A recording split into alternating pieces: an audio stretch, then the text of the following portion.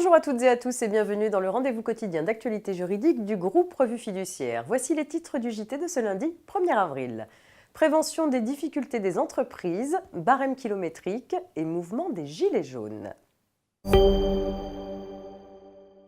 Et on s'intéresse à la prévention des difficultés des entreprises en ouverture de cette édition avec cette affaire. Un groupe de sociétés rencontre des difficultés qui le conduisent à entamer en justice une procédure de conciliation.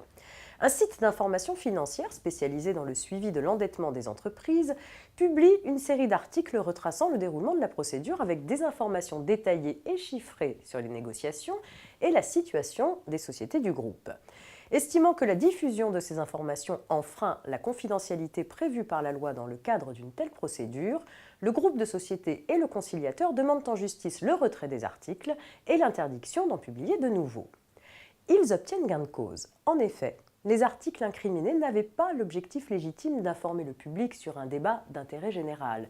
Ils tendaient plutôt à satisfaire les intérêts des abonnés au site d'information. De plus, leur publication risquait de causer un tort considérable aux parties prenantes à la procédure et de compromettre gravement son déroulement et son issue. En conséquence, le site d'information ne pouvait passer outre l'impératif de confidentialité. Barème kilométrique à présent, les salariés qui utilisent leur véhicule à des fins professionnelles peuvent déduire les dépenses réellement engagées à ce titre en optant pour les frais réels.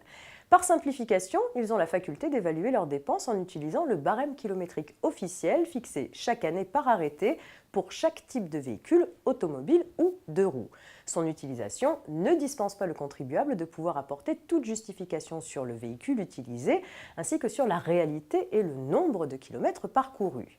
Le barème applicable pour les dépenses engagées en 2018 vient d'être publié. Seul le barème kilométrique automobile a été revalorisé, mais uniquement pour les petites cylindrées. Ce barème peut également être utilisé sur option par les indépendants relevant des bénéfices non commerciaux non soumis au régime micro-BNC pour les voitures particulières affectées à leur activité professionnelle.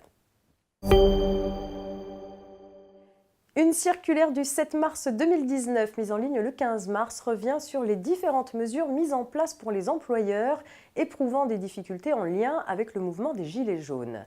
Les organismes de recouvrement, URSSAF, MSA, ont ainsi reçu pour instruction d'accorder des reports de paiement aux employeurs, travailleurs indépendants et chefs d'exploitation agricole qui en font la demande.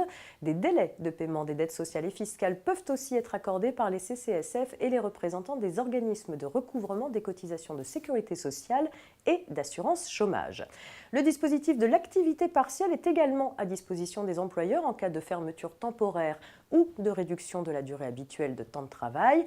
Enfin, il est rappelé aux employeurs que les services de la Directe sont chargés de les informer et de les orienter vers les dispositifs les plus appropriés. C'est la fin de cette édition, très bon début de semaine à tous et à demain.